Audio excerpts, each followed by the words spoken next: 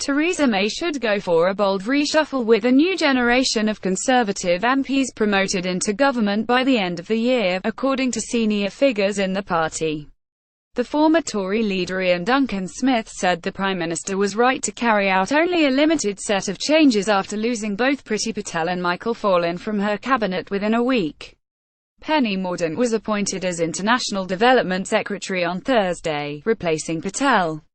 Duncan Smith suggested, however, that a wider reshuffle ought to come when the Prime Minister was ready.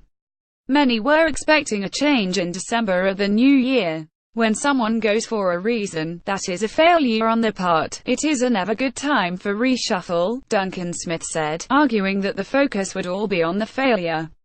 That should come at a time of Theresa May's choosing, when she can decide who to bring in and make a statement. Another senior source with close knowledge of Number 10 said they believed May should urgently take action to refresh her team after the budget, bringing in the next generation of Tory MPs. However, they warned that a prevailing culture of caution had started to dominate in Downing Street.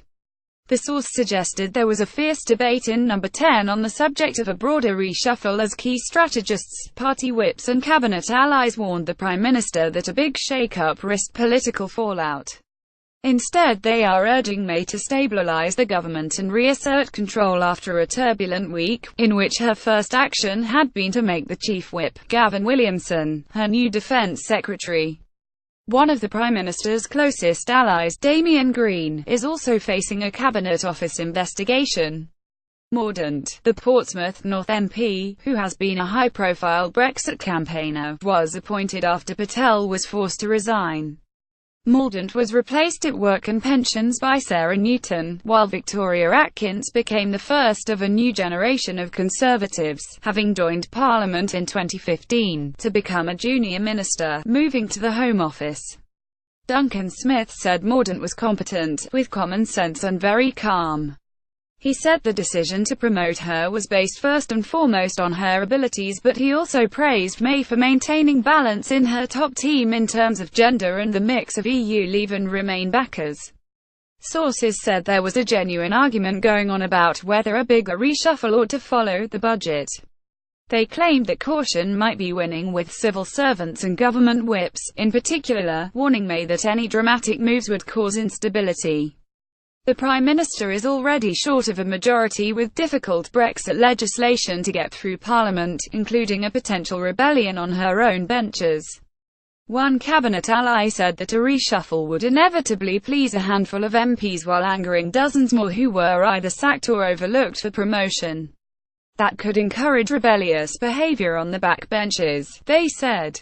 But the party source said they thought May was being badly advised by those saying that she should not annoy MPs nor cause an imbalance among the Leave Remain ministers. They argued that failing to reshuffle looked weak and said it was critical to promote a new group of talented MPs. They said Williamson and the Prime Minister's Chief of Staff, Gavin Barwell, who was previously a whip, were being cautious, but said the lack of action risks making the party toxic and opening the door to a Jeremy Corbyn government. And they said another argument was that any disruption could risk the departure from the EU. Elements of the party have defined her purpose as being there to make Brexit happen. They're terrified that she is the last chance and that if she goes then Brexit may be foiled. So they don't want to rock the boat. Another minister admitted that a reshuffle would leave MPs, particularly those who entered Parliament in 2010 and earlier, feeling overlooked, but said many colleagues felt one was coming in the new year. Patel's departure came after it emerged that she attended a series of meetings with Israeli government officials, including the Prime Minister, Benjamin Netanyahu, without informing Downing Street. May had spoken to her International Development Secretary but then reacted swiftly after it became clear there were further undisclosed meetings.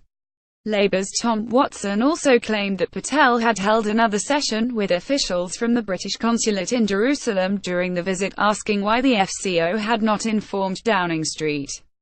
It has been suggested that Patel did see a junior FCO official during the trip, but that it was an unplanned encounter in a hotel lobby where the civil servant was meeting someone else.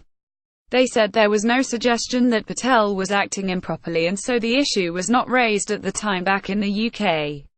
Mordaunt, a Royal Navy reservist who has acted as the first female minister for the armed forces, said, "I'm looking forward to working with the team here to continue building a safer, more secure, more prosperous world for us all and really giving the British public pride in what we do."